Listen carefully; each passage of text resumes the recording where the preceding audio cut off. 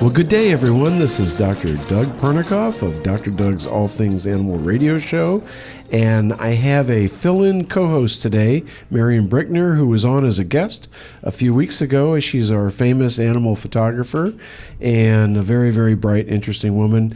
Our dear Cindy Vickers had to do some private business today, so we can't have her on, but we're going to miss her. Hi, guys. Say hi. And then we have a special guest today, Kelly McKiney of Everything Greyt, Greyt, and she has a history and an interesting subject regarding greyhounds in the racing industry and in rescue and adoption. So we're going to be speaking about that subject very shortly here.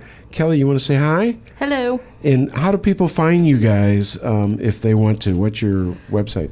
Usually the internet's the best place, www.everythinggreyt.com, and Greyt is spelled Greyt. As greyhounds. I get it. Yeah, it's fancy. Oh. And so I guess the first thing I wanted to do was maybe just express a little bit of what little I know about the industry. Uh-huh. I know that it had started, I did a little research, and I know that it's a fairly new industry. It started in the late 1800s. And then I think some of the first certification of racing sites was in the 1920s. And as I understand it, the industry pretty much peaked in terms of spectator involvement in the 40s and 50s. Yeah. And I guess later in the 80s is when kind of the consciousness of people and understanding what we were doing to these animals and how we were managing them inappropriately kind of raised the hackles of a lot of people.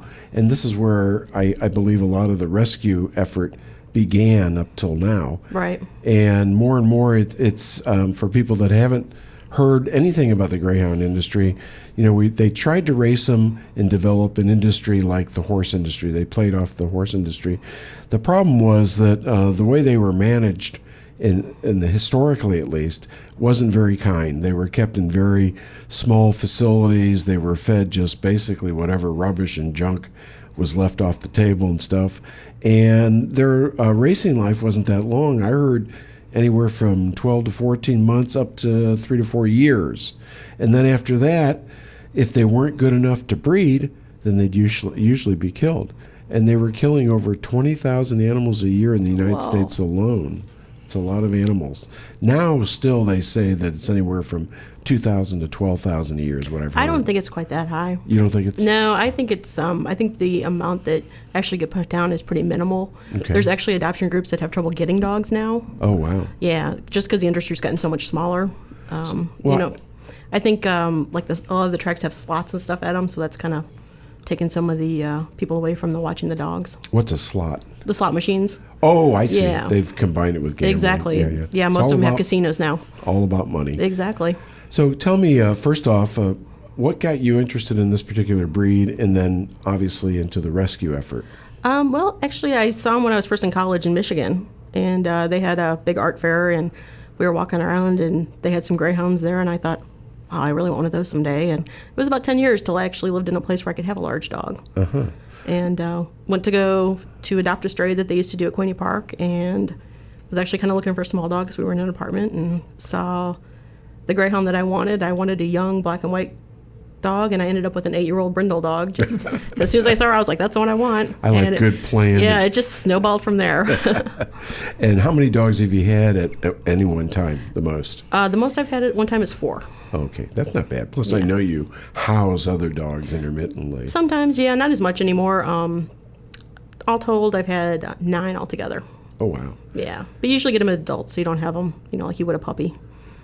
It's kind of interesting because, you think that big dogs, not only the greyhounds, but also as a veterinarian, I've seen working with a lot of like the Irish Wolfhounds and the Great Danes.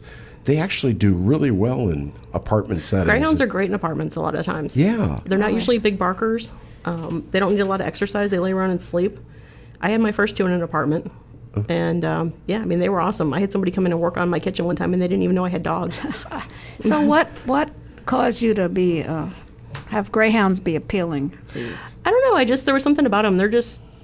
They're kind of calm, and they lean up against you, and they have these great big deep eyes that look at you like you're their favorite person, even if they just met you. Sounds like a girl idea. Yeah, kind of. They just kind of suck you in, and I don't know. They're not like any other dog I've ever been around, you know. Yeah, I find them very gentle. Yeah, usually they are. They're usually good with kids. Yeah. And they don't, they really don't have a lot of problems in terms of managing them in a small space like that. No, like I said, they want to lay around and sleep. So if you have a couch or a bed, They're right there. They probably going to take it over, yeah. So let's see if I get this. The greyhound is interested in running, Sometimes. right? Sometimes. In theory, they're interested in running, yeah. They like to run. They're used for racing because obviously Right. they think it's fun to run. Yeah, usually as pets, you'd be hard-pressed to get them out doing too much running. Once Yeah, they retire, they okay. take it seriously. They like to sleep. So on the other hand, they really like to hang around and sleep. Yeah. Okay, so And they're very people-oriented as far Yes. as I can see. They really like to bond. so with how do you people. do that? Do you say, "Hey, let's go out and run"? Actually, if I try to get mine to run, they look at me like I'm crazy. Because, they've been retired, and I have one that likes to take a couple sprints around the yard now and then, but everybody else just is like, we want to go back in and get on the couch. And they're so muscular. They look Yeah. like they'd be wanting to run all the time. You would think. And when they do decide to turn it on, it's pretty impressive. You definitely don't want to try and catch one that's been loose, because you're never going to run one down. But Well, how does the on the race? How long is a race? Is it a mile, quarter mile? there's all different lengths, and I'm really horrible at figures, but there's anywhere from sprints to distance races. It just kind of depends, on the dogs. Some dogs have more stamina; they like to close. Some dogs get out really fast and burn themselves out quickly. So they do more sprints. And actually, all the tracks are actually shaped differently. Some of them have really narrow, tight corners. Some of them have big, wide corners. So sometimes that depends where your dog runs too. If what their running style is. Sometimes depends on what track they go to. And there's how many tracks left? I know there were like 50 at one time. Yeah, I think there's but- maybe 12 to 14, something 12 like that is now. that Most all? of them are in Florida. Oh, Yeah. really? Okay. It's because of all the restrictions and Yeah. legislation. I And guess. actually, greyhound racing is only illegal in, I think, 2 states. Only legal? Only illegal. Oh, okay. What's illegal is gambling Okay. or the Okay. betting on the racing. So that's why they can't have racing. It's not actually that the racing's illegal. It's that the gambling is illegal. So, Marian, you had a question about how they, get a puppy that's born. People, Well, I thought, okay, so you have a couple of puppies that are going to be born. Uh-huh. And I have this quirky sense of humor. Okay? So I'm saying, the puppies are going to be born, and they're going to come out running, right? No, they don't even look like greyhounds when they're born. You would be. They probably look like mice. They look like actually they look like little lab puppies or something. They have little short Seriously? noses, and they don't grow into they don't get the noses and the legs till later. Wow. Yeah, they don't look anything like adults. Are they able to understand or interpret which animal is likely, by conformation, is likely to be a good runner or no? Well, that's the thing about greyhounds is you don't have a lot of the health problems that you do in a lot of other breeds. They don't care what they look like, as long as they're fast. They can be short and stocky. They can be tall and leggy. They can, it doesn't matter. They can be big. They can be small. If they're fast, that's all that they want. So you don't What get age do they start assessing that? Usually they start schooling them about 12 months. They start okay. kind of, and they have a long process that they go through. They start them off slow, and then they, have them on a field, and they chase a kind of a lure? pole. Yeah, and usually it's like, a piece of fabric or something. Who knows? They all use different stuff. And they get them to kind of chase that, and they get that, their idea to chase that, and then they move on to the training track, where they start them off in short distances. They hold them and send the lure around, and then let them go to chase it, and eventually work them back into being in the box. So you can't make them run if they don't want to run. A lot of them flunk out because they're not quick, or they'd rather stand there and be by people than chase it. That's that was my question. So initially, they're known as running. I'm a little puzzled. I'm sorry. They're known as being able to run fast, but initially they're not born to saying, "I really want to run." They do a lot of running and playing. Greyhounds are a little different than most dogs. They keep them with their litter, or at least some of their litter mates, until they're at least a year old. Oh, wow. So they kind of start off all together with their mom, and then they kind of usually break them into longer runs with the whole litter, and then they kind of start separating them by personalities. And so they're with each other, until they are about a year old, and then they bring them inside to the kennels, and then they start training them. So they have long, huge runs that they run back and forth on the fence with, and they build up their muscle tone, and I was saying and before. it's even hard to tell then, who's going to be good and who's not going to be good. You really they have to be fast, and they have to have the desire, and they also have to have some smarts. When they're in a race, if there's a dog cutting in front of them, they have to be able to pull back a little bit and go around them and, not get in a accident. Is that kind of trained into them, or is that kind of some of it they train, some of it's kind of instinctive, yeah. Wow. I mean, you can stick one on the track, and if they don't want to race, they're not going to race, So they used to, I understand, which is illegal now, they used to use live lures. Right, yeah, I don't think they've done that in a long time. They'll use, even most of the tracks, some of them use like a stuffed animal, some of them use more like a plastic bag kind of thing, like they use more like in lure coursing.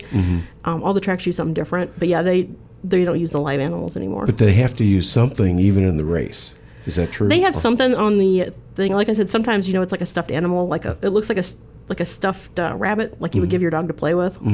Sometimes they use that. Sometimes they use a round thing. It just all the tracks have something different they use. How do the animals get along with? Do you have to test them for cat safety? And usually, all when that? they're going to go be a pet, yeah, we usually check them to see if they're going to be okay living with cats, because you never know. A lot of greyhounds are really good with cats. I would say the majority of them will back down from a cat that'll stand up and whack them. It's just the few of them that are really, really high prey drive that it doesn't matter what the cat's going to do, they're going to want to go after it. But not dog aggression. Not usually. Sometimes they're not good with little dogs, but normally they're good with anything like maybe beagle size and bigger. It's really rare to get one that's not. It happens once in a while, but not very common. So have you been involved in training greyhounds to run? I have not. I've seen it done. I've been to the farms and to the track and watched them do it. And one of the dogs I have now, I picked him out when he was still a puppy, so I kind of followed along as he went through training and went to the track and everything. So, is the training humane? Oh yeah. Okay. Most of them love the dogs. I mean, that's why they're so social when they, get to be pets, and why they make such good pets is because they're used to being handled. When they're in the kennel, I have one that he's so spoiled because every morning he wanted his owner to make him a mud hole out in the run so he could lay in the mud all day, even though he had a swimming pool. So he'd throw a fit every single morning until she made him a mud hole so he could wallow in the mud all day. So is that a new phenomenon to have better care? Because again, it has such a bad reputation in the entire industry, and is that overplayed, or is I think it genuine? Nowadays it's kind of overplayed a little bit. It's like anything else. There are good people and bad people, but I would say now, especially because I've been doing it maybe 20 years almost. Especially like in the last maybe 15 or so, there's been quite a change. Some of the older people who were involved in it, who it was more the dogs were just a commodity and they didn't really care what happened to them most of those people are retired or out of the business. Most of the people now in the business are smaller owners who more do it as a hobby. And, they follow every single one of their dogs. They can tell you where every dog is, what their races are. They make sure that they go to the groups that they like to work with for adoption. So wow, so it's really become a lot more it's standardized changed a lot. Organization. And most of the people involved now don't like the people who don't treat their dogs right. Oh, that's a good thing. Yeah, so it's gotten a lot better. Yeah, I'm excited about this whole program and changing the way it has. Again, I heard so many bad things. And I don't know, tell me more about, I'm kind of interested still in what are the features of a greyhound that make this animal work for you, more specifically? Well, they're lazy, which is always a good thing. They're really people-oriented. I always tell people if you don't want to meet a bunch of strangers, you should not get a greyhound. Because anywhere you take them, you're going to have a crowd around you. And they don't have a doggy smell like a lot of dogs do, so your house doesn't smell like dog. They're lazy. They don't need a lot of baths, so, they don't have to do a lot of grooming. They're pretty low maintenance for the most part. Do they shed excessively or no? It's a Most fine of the shed, time they probably. don't. Usually when they're a little stressed out or nervous, they'll shed. Some of the lighter colored dogs shed more than the darker colored dogs for some reason. White dogs, usually you're going to have white dog hair over everything. Yeah. Some of them have thicker coats than others, so they don't shed anywhere near as much as like if you had a golden retriever or something, but they shed more than, they shed because they have hair. And didn't I see one time there's a long hair version, or is that just a kind of an aberrant? There's not the greyhound, but there's the Saluki, which is also a sighthound, and then there is the Silken Windhound, which I think is a newer breed. What's it called? Silken Windhound. Oh, okay. Yeah, they kind of look like a smaller greyhound, but they have the longer fur. And then how about the miniature greyhounds? Well, there's the Italian greyhounds, and then there's the whippets, which are kind of in the middle, and then there's the Italian greyhounds. And so the whippet and the Italian greyhound are different. yeah. Is that simply by geography and breeding history? Yeah. Or is it? And kind of as you go down in size, you go up in energy, I think. Yeah. And they break easy, too. Yes, they break very easily. As a veterinarian, I know that. Yeah, It doesn't take much to break the legs of the Italian greyhounds. They're so pretty, though, really. Yeah, they cute. are, and they're usually, sweet and And they cuddly. have And long fingernails, right? Negers? Yeah, they have long toes. You're supposed to keep their nails trimmed, which some of them are bigger sissies about it than others. Oh, yeah, I know that. Yeah, but generally they're pretty easy to handle. I mean, I'm sure you noticed as a vet that most of the time you can do pretty much anything to them because they're used to being handled at the track and at the farm. So you don't get, most of them aren't snappy like if you're trying to examine them because that's what they're used to. Right. So. And I know that basically in health-wise, we worry about their tooth care. Seems to be a problem. They live to be 8 to 12, 14 years Actually, old. longer than that. I've had, my oldest one was 15. I've had 14. I've had 2 at 12 and 2 at 10, I think. So usually 12 to 14 is what we tell people is pretty typical. Oh, that's neat. Yeah. Really neat. So we're going to head off for just a moment, take a break. And when we come back, we're going to continue this very interesting discussion and learn more about the greyhounds and the greyhound industry. So Dr. Doug of Dr. Doug's All Things Animal radio show, and again, my guest, Kelly McKiney of Everything Greyt, Greyt, and my co-host for today, Marian Brickner. That's me. We'll be back in just a moment. Thank you.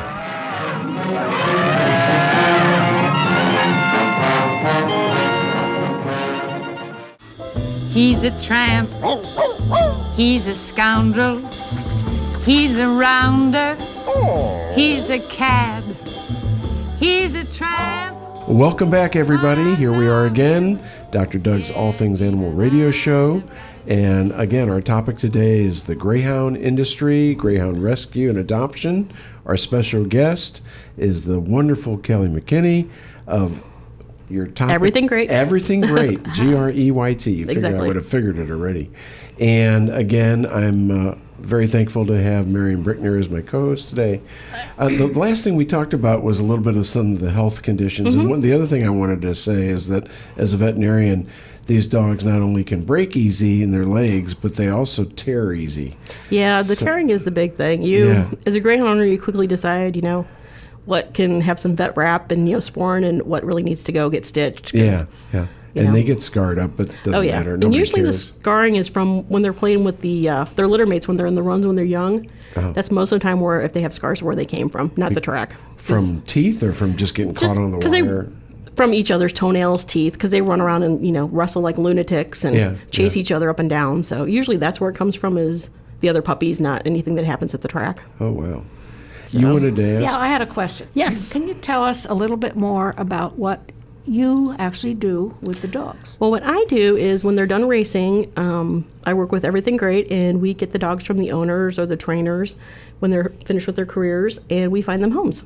So, can you explain a little bit more about the selection process? And you were telling me earlier that there's a different mentality in not only the handlers, the managers, the breeders than there used to be. And now they're actually contributing to the rescue effort. They do. We're really lucky. Most of the people we work with, as far as the owners and stuff, we have a lot of people that they'll send their dogs up to us from Florida because they want us to find homes for their dogs. And pretty much every single owner or trainer we work with, when they give us a dog to find a home for, they give us a donation to go to help pay the vetting costs on their dog. What's it cost for the basic vet workup, and then what's it cost for a basic adoption?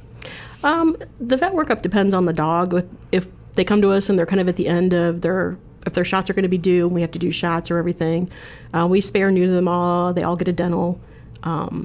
And then if they need their shots, we update that. We do heartworm test.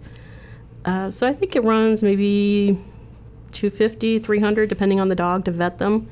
And our adoption fee is $275. So you're really in it purely to. Yeah, we don't. We definitely do not make money because you get somebody that has something weird or gets hurt or something, and you're in the hole $1,500 before you know it. So and how does this actually happen? So steer me through. I'm naive. Well, for example, if an owner has a dog that's racing down in Florida and they either, they might get a minor injury. Sometimes, they'll hurt their ankle, which is a really hard thing for a race dog to come back from.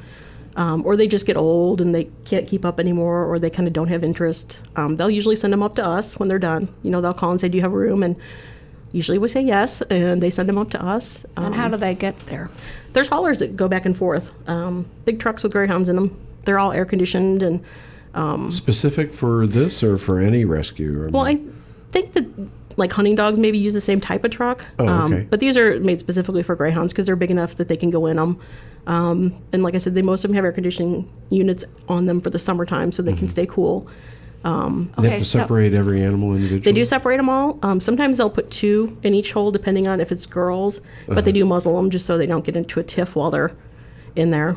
Gotcha. So let me steer me through this. Okay, so someone you know who owns a dog, who raises it, Right.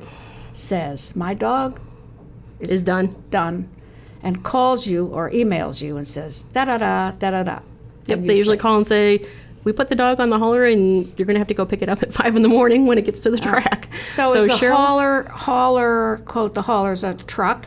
Yeah, the haulers are Greyhound. That's people who, what they do for their living is they move dogs from one area to the other. A lot of the Greyhounds are bred in Texas or Oklahoma or Kansas.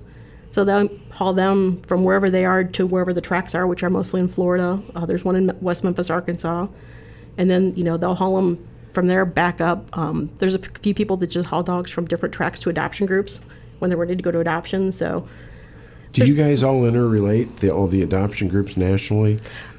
we don't interrelate, but usually we work together. If we happen to have a dog, sometimes we'll have like a litter maid of a dog that somebody's adopted or a mom of a dog, that maybe somebody in Ohio wants. We'll work with the group in Ohio and transfer the dog to them and let them place the dog with their adopter. So most groups work pretty well together.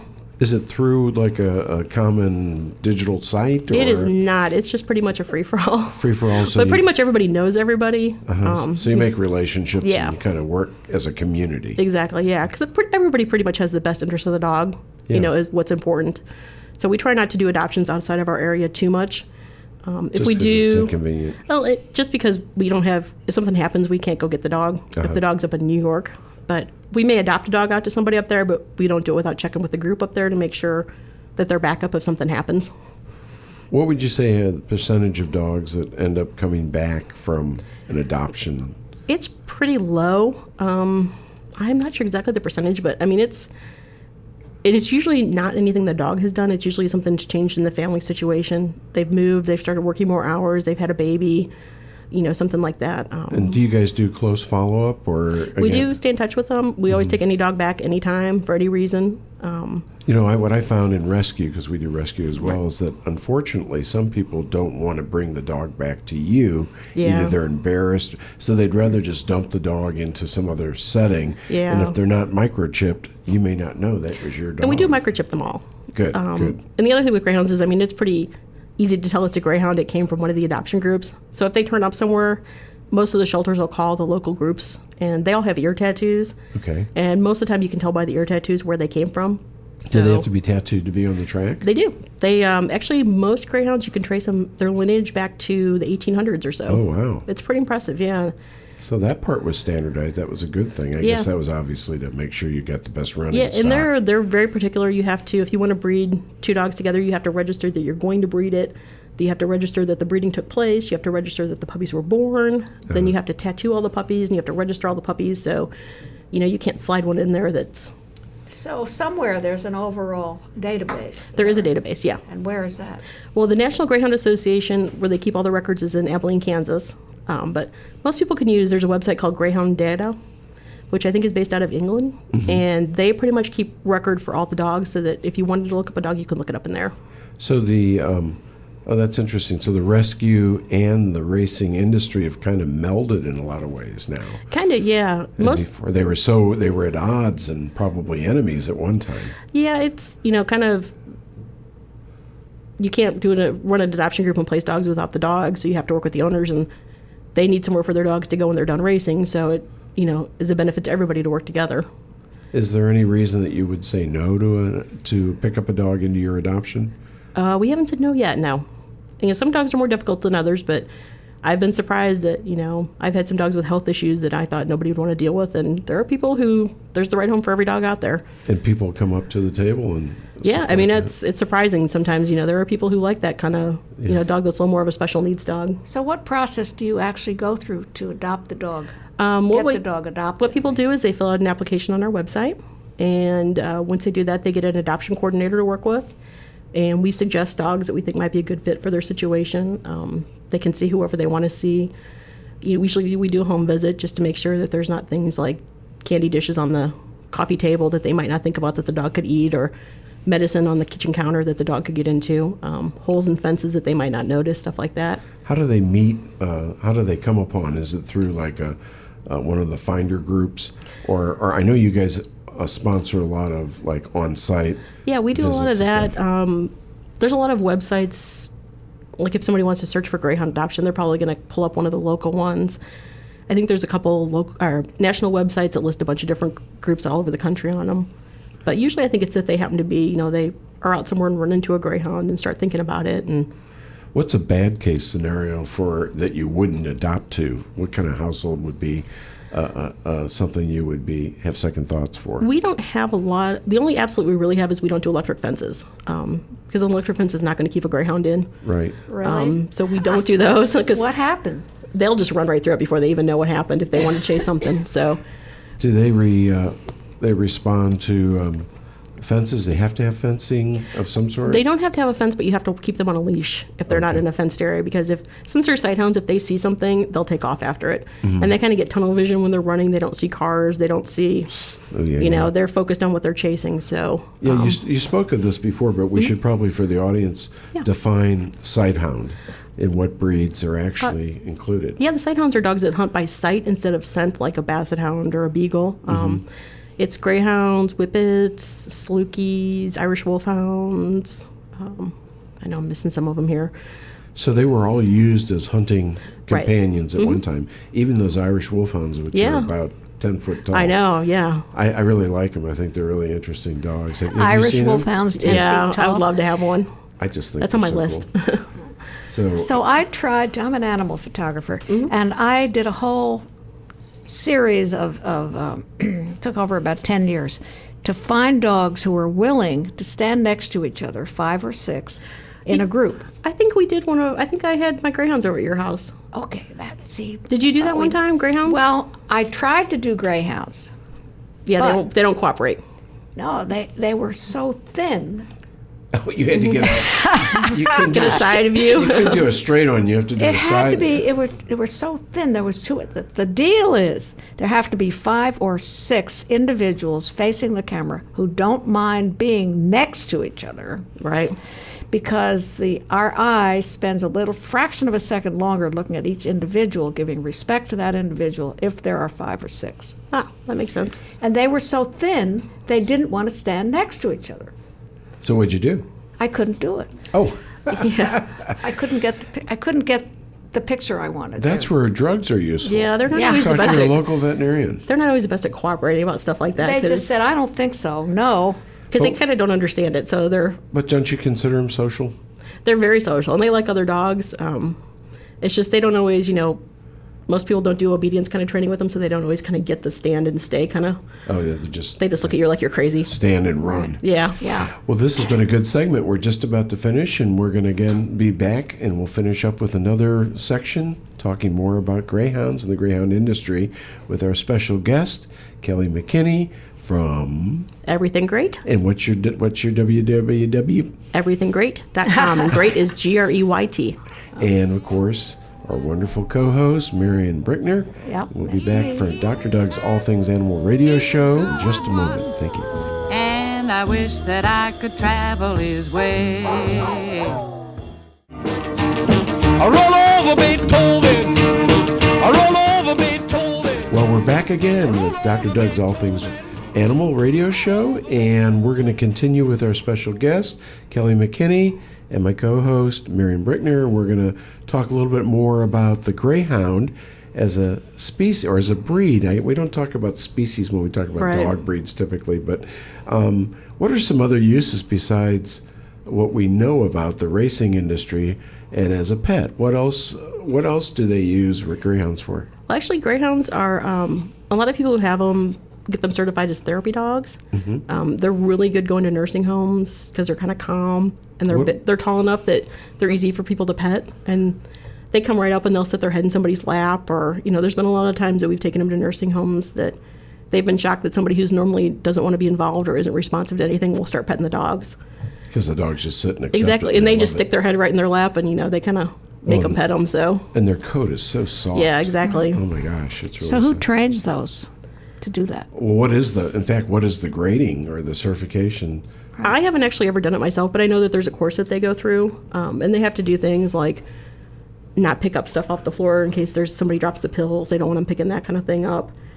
So I think some of the, if they go to hospitals, I think there's a little bit more of a certification. Sometimes the nursing homes or the retirement homes just like to have dogs come in and visit, and usually in that case they don't have any kind of requirements for you other than they're up to date on shots. And It's not like a good citizenship. they do. Some people do the canine good citizen with their greyhounds. It's like 10 basic functions Right. that they do.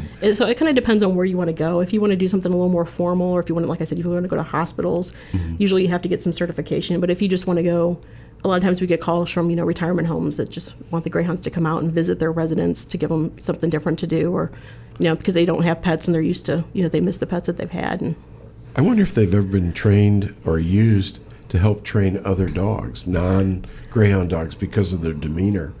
Would it be interesting that there actually is quite a few organizations that, or several organizations that train greyhounds to help, like returning soldiers, like as therapy dogs. Oh, okay. There are some groups that do that. Sometimes they're really good at that. Some of the dogs, it just kind of depends on the individual dog. Right. But yeah, there are some groups that work with soldiers to place greyhounds with them as their like kind of as support dogs. That's very good. So yeah, they can do that. Post trauma or whatever distress. Yeah, there's we have a couple greyhounds in town that their owner actually takes them to school, and the kids practice their reading with the dogs. Oh, that's very They'll interesting. lay on the floor next to the kids, and the kids read to them. So why don't you tell us a couple of interesting stories that stand out about individual dogs or relationships between the dogs and people that have adopted them? What kind of stuff do you hear? Oh, wow. Most people, when they get one, they end up wanting more than one, which is one thing we find. That's a good thing. Yeah, it is a good thing. And most greyhounds do better in pairs. Some of them are okay by themselves, but since they're raised with their litter mates and then they go to the track and they're around the other dogs, they are generally happier with other greyhounds, or sometimes even other breeds are okay with them.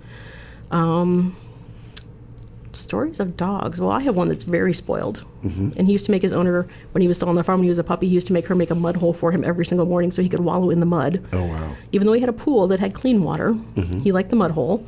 And we got him home, and he is so spoiled. He thinks everything is about him. No matter where we take him, he gets pictures taken with him. I said he needs a website. He's just... Well, a lot of people do put dogs on their websites. Yeah, he needs his own website. He's I've never seen anything like it. We took him to the home show, and we weren't 2 booths in, and the people who were working were wanting to take their pictures with him. And Well, your house must be the one I drove by that had all the pits in the backyard. Were you digging for them? yeah, actually they stopped digging. When I had Barb got them all eating mud, which wasn't particularly helpful, but yeah, they're So let me ask you this. Sure. So somebody wants to adopt a dog, yeah. and it's not necessarily you that goes and talks to them and looks their house over, but you send somebody. Right. We have volunteers with our group that do that, depending on... And these are St. Louis or area? Yeah, actually, our group does the St. Louis area, and we also do adoptions down in the Memphis area. Oh, really? Yeah, we have people in both places. Most groups are just in one area, but we're kind of, the way our group kind of formed, we do both. Is that where your associate? Yeah, that's where Cheryl, who's Cheryl, the okay. president, that's where she's lit. And she's the president of the group. Right. And there's a track down there, so a lot of times when they send dogs to adoption up from Florida, they send them up to the track there, and she goes over and gets them. I was going to mention another thing I just was thinking about. I had my own greyhound that I rescued years ago, and people always warn me that they're not comfortable necessarily with steps right away. Yeah. Because they're not used to that. They're usually on a plane. So, Right. So, and unfortunately, we lost an animal that ran down the back steep steps, and he had a lead on, and he caught his lead, and he obviously broke his neck. But so that does happen a lot, doesn't it? Yeah, you have to kind of, it's kind of like having a toddler. You know, they don't know what sliding glass doors are, so we usually tell people, stick some Post-it notes on it so they don't run into it. They realize there's glass there. Some of them just move right in like they've lived in a house forever. Some of them, they don't get the TV. They bark at the other dog in the mirror. They have their front feet up on the counter barking at the dog all night long. So they do bark. Oh, they can bark, yeah. They don't usually bark as much as other dogs, and they don't usually just bark to hear themselves bark. So do you get to know any of the people that have adopted a certain dog? Usually we do, yeah, because usually most people who adopt them tend to bring them out to different things or stay in touch with us. So kind of the pool of people that that has greyhounds keeps getting bigger and bigger and bigger. And Most people like to bring their dog to stuff and hang out with other greyhound owners, and That's the beauty of the community development. yeah, Anything we do nowadays, if we build a community around the effort, Right. it's just a lot healthier for the people and the animals that are more around. fun. It's more So fun. do you have greyhound park days or something like that? we don't. We've thought about it. Usually we have a picnic once a year. Where everybody brings their greyhound out and kind of hangs out and buys things and hopefully spends money so we can raise money to get more dogs in. I know there's some groups that have like walking clubs with greyhounds where they go out and walk with them in a group. Some people do lure coursing with their greyhounds, but not as many as maybe like whippets or something like that. Do they go to the dog parks? Are they allowed there, and do they do well They're there? allowed there. We typically don't recommend them going to the dog park. The reason being is, sometimes if the dogs are running around and decide to chase a dog, the greyhound's going to catch whatever they're chasing. Oh, I see. So you don't want that. Yeah. And the other thing is you can muzzle your greyhound, but then if somebody goes after them, they can't protect themselves. So we usually, that's interesting. yeah, we usually don't recommend greyhounds for dog parks. Just because you don't want anybody else to get hurt and you don't want your dog to get hurt. So So what's the worst case scenario where you had to fix a dog from scratch? I mean, let's say you have the stories, I'm sure, where a dog came with some kind of major injury or illness. probably one of the worst one is one of the ones you had where Cheryl's puppy somehow managed to break her leg out in the run in the middle of the night by herself. We have Yeah. no idea what happened. She probably jumped or something. And We have or probably ran into one of the other puppies. They were probably running around like lunatics because there's really nothing for them to run into. And she spent, I know, quite a while trying to get that leg healed and ended up having nerve damage afterward. And oh, did it? Yeah. remember, we had to amputate the Oh, leg. that's right. And Yeah. so I don't know how long she spent, 3-4 months. And where is she now? She's in a home. And she's happy. Oh, yeah, she's great. You would never know she's missing a leg. Yeah. She's You know- spoiled and wild. And People don't realize it that a three-legged dog typically does really well, especially if one of the lost legs is a rear leg. yeah. Well, It's one of easier. the big greyhound vets, he always says greyhounds are, they have 3 legs and a spare. And, you don't really notice when they lose one of them. They And can they run have- just as fast. And A long tail. yeah. And I think the tail is kind of like a ballast. So when they're running, it kind of helps them stay balanced. Yeah, in and the sometimes people space. think that, because their ears normally lay back, sometimes people think their ears are back because they're scared or aggressive, but it's just more aerodynamic. For them. Yeah, that's why they've kind of evolved that way.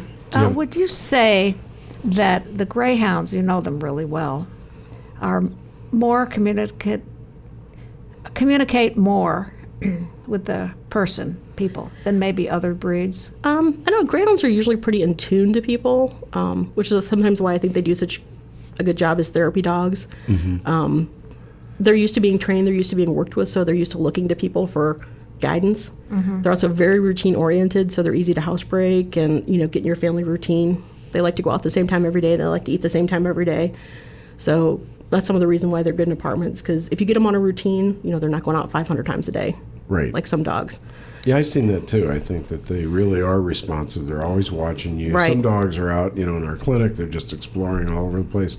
The greyhounds are always kind of right there, contained, Yeah. watching their Really? own. And it's funny because watching people will us. hold their hand out, like you normally would to a dog to have the dog sniff it. And the greyhound usually looks like, why is your hand out? Because they're not used to being asked if they want to be touched. They're used to, if somebody's got to do something to them or look at their ears or check their teeth, they just do it. They don't ask them if it's okay first. So sometimes know. they That's kinda, interesting. Yeah, Very sometimes they kind of interesting. look at you like, why, Why are you doing Yeah, I don't understand why your hand's in front of my nose. Just pet me. So. that? I've seen a lot that like to sniff and kind of get to know you. And Yeah, they're and usually they lean right up against you, and that's the thing. They're leaning dogs. yes, Very much so. they're big leaners, and they like to climb in your lap and think that they're lap dogs, and Big lap dogs. yeah, they're not big lickers, but they're very affectionate. So do you have to raise the dog food bowls to feed them correctly? We always worry about bloat. Greyhounds aren't really prone to bloat like a lot of other I don't think deep-chested I've dogs. ever seen one. We've had here and there, but just not as much as some of the other deep-chested dogs are.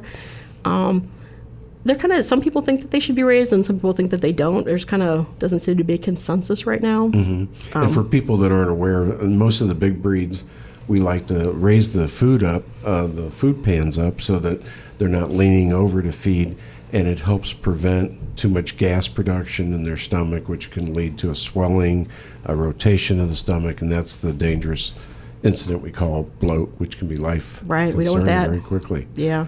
Now we do see. It seems like we see a lot of cancers in the. They do get a lot of bone cancer. Yeah. And I don't know if that's because they live longer than a lot of long bone dogs. Like Irish Wolfhounds don't typically live as long. Right.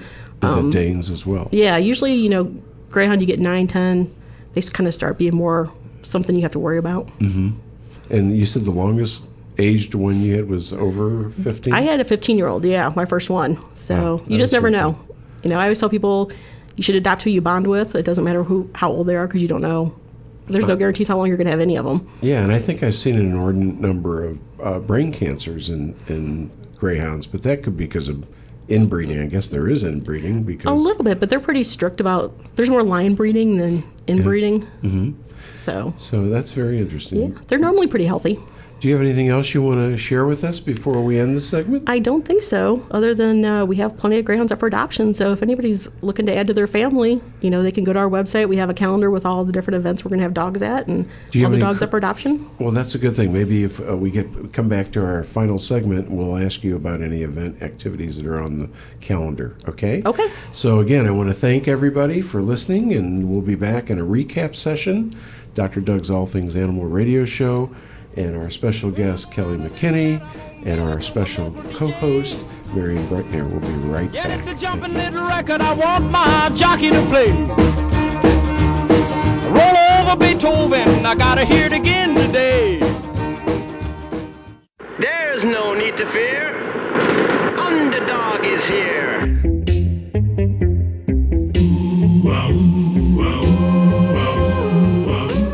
We are back for our final segment today, and it's a recap session. And we're going to, first of all, I want to thank Kelly McKiney of Everything Greyt, and she's going to give us some information about how to access them again, and then maybe something about event activities or what they can find on your website. Okay.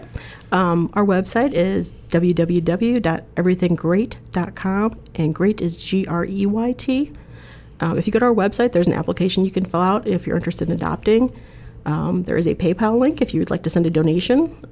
We have an Amazon Smile link if you'd like to sign up with Amazon Smile, so every time you make a purchase, a portion of it goes back to us as a donation. Do they have to? They have to specifically? Yeah, you have to when you go to Amazon. You have to pick which group you want, which organization you want your money to go toward, and so you can do that.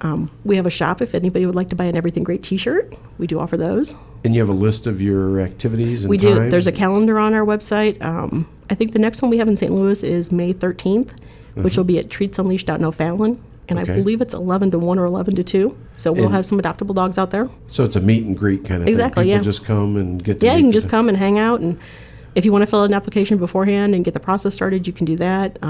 If you just want to come and meet dogs, you can do that. Well, I've been to some of these, and I know a lot of the posts, the people that have adopted bring their dogs. Yeah, it's kind of nice because we usually have a mix of dogs who are up for adoption and individuals' dogs, so that you can talk to other owners and see what their experiences have been like having a dog in their house. And so.